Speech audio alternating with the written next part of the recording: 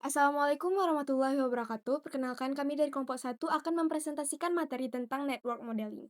Baik, perkenalkan dengan saya sendiri Syakila Naira dan kedua teman saya ada Vela Syifa Rustam dan Hani Huria Ahmad. Dan kelompok kami beranggotakan Hazairin, Amis Raulia, Rozatun Nabila, Abdan Syakura bin Yasir, Yogi Wanda Putra, dan Abdizil Ikram. Next. Baik, di sini saya akan menjelaskan pengertian dari network modeling. Jadi, network modeling adalah proses membuat representasi virtual dari sebuah jaringan komputer untuk menganalisis perilaku, kinerja, dan karakteristiknya tanpa perlu membangun fisiknya terlebih dahulu. Jadi, ada tujuan dari network modeling, ada beberapa. Yang pertama, memahami perilaku jaringan yang kompleks. Yang kedua, ada menganalisis performa sistem seperti delay, throughput, dan packet loss, sehingga kita tahu kualitas jaringan tersebut. Yang ketiga, membantu memprediksi kondisi jaringan sebelum implementasi dilakukan. Jadi, resiko kesalahannya bisa dikurangi. Yang keempat, dapat menghemat biaya pembangunan jaringan karena pengujian dilakukan secara virtual terlebih dahulu. Yang kelima, mengurangi risiko kesalahan desain jaringan yang bisa menyebabkan masalah saat digunakan. Dan yang terakhir, ada network modeling memungkinkan kita menguji berbagai skenario jaringan untuk mencari konfigurasi yang paling optimal. Oke, selanjutnya akan dijelaskan oleh teman saya. Baik, selanjutnya di sini saya akan menjelaskan jenis-jenis network modeling. Di sini terdapat dua jenis. Yang pertama ada simulation dan emulation. Pada simulation, dia dapat meniru perilaku jaringan secara virtual, tidak menggunakan perangkat nyata, lebih ringan dan cepat diuji, fokus pada analisis teoritis, dan juga contohnya itu NS3. Yang di emulation, dia dapat menjalankan sistem jaringan mendekati kondisi nyata, bisa menggunakan software virtual, lebih realistis dan mendekati yang asli, lalu juga fokus pada implementasi praktis. Contohnya Mininet. Nah, di sini saya akan menjelaskan lebih detail lagi terkait simulation dan emulation. Simulation itu seperti kita membuat dunia tiruan di komputer. Kita bisa coba banyak hal tanpa takut merusak jaringan yang asli. Misalnya kita mau tahu kalau jumlah pengguna naik, apakah jaringan masih kuat atau tidak. Itu bisa kita uji di simulation. Jadi kita bisa eksperimen tanpa takut merusak jaringan nyatanya. Makanya ini sering dipakai untuk riset jaringan emulation, modeling seperti Mininet menjalankan sistem jaringan nyata dalam lingkungan virtual di mana host, switch, dan link ini benar-benar berjalan sebagai proses sistem operasi. Hal ini membuat emulation lebih realistis dibandingkan dengan simulation karena aplikasi dan protokol yang dijalankan adalah sistem yang nyata, bukan sekadar cuman model gitu. Sehingga kalau emulation ini, dia itu sudah lebih real. Jadi bukan sekadar simulasi, tapi juga benar-benar menjalankan sistemnya. Host itu benar-benar proses di komputer, switch juga berjalan seperti nyata. Makanya ini sering dipakai untuk testing protokol sebelum dipakai di dunia nyata. Next.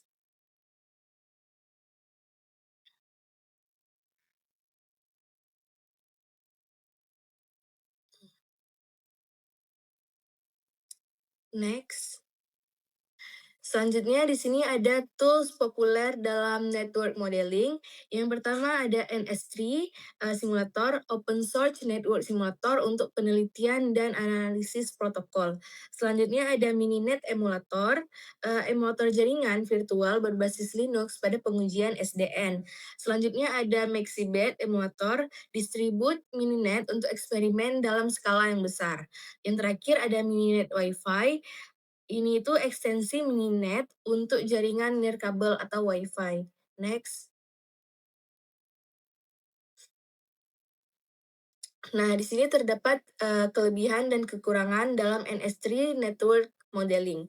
NS3 ini adalah simulator jaringan open source berbasis diskrit yang dirancang untuk penelitian dan pengembangan protokol jaringan. Um, Network modeling ini juga mendukung bahasa Python sama C++. Kelebihannya, yang pertama akurasi simulasi tinggi, banyak model yang tersedia, mendukung Python dan C++, open source, dan komunitas besar. Kalau kekurangannya, di sini konfigurasi cukup kompleks, butuh research komputer yang tinggi, kurva belajar curam, dan yang terakhir, bukan emulasi nyata. Next. Selanjutnya, di sini ada Mininet emulator jaringan virtual, yang di mana ini tuh memungkinkan pembuatan topologi jaringan virtual yang lengkap, host, switch, dan controller, hanya dengan satu komputer, ideal untuk pengujian SDN. Topologi-topologi ini juga mendukung single switch, linear, tree, dan custom topologi. Di sini terdapat arsitektur mininet. Yang pertama itu ada controller, lalu setelah controller ada switch, yang dimana switch ini dibagi menjadi 3 host, ada host 1, host 2, dan host 3. Baik, selanjutnya akan dijelaskan oleh teman saya. Baik, di sini saya akan menjelaskan mengenai, Software Defined Networking atau SDN.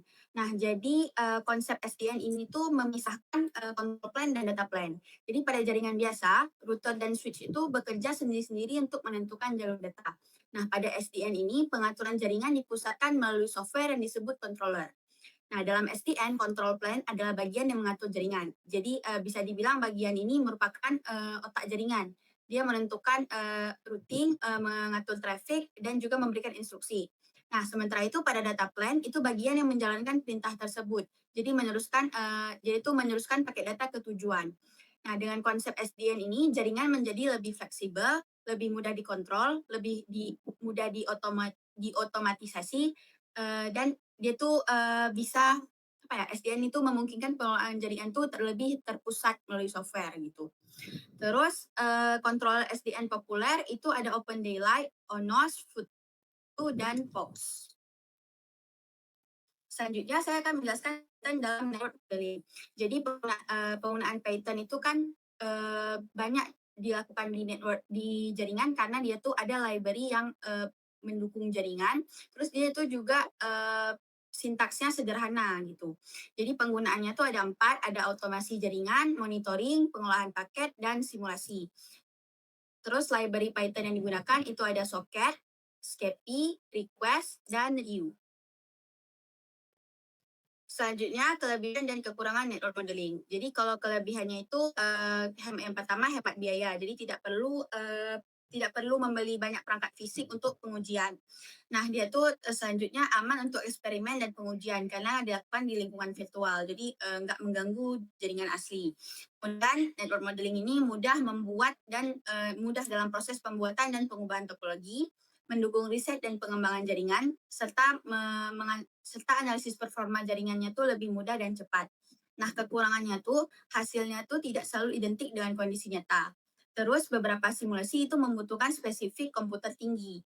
Lalu konfigurasi toolnya tuh cukup kompleks, jadi membutuhkan pemahaman jaringan yang baik. Dan ada protokol yang sulit disimulasikan, bahkan dia tuh belum bisa disimulasikan sepenuhnya.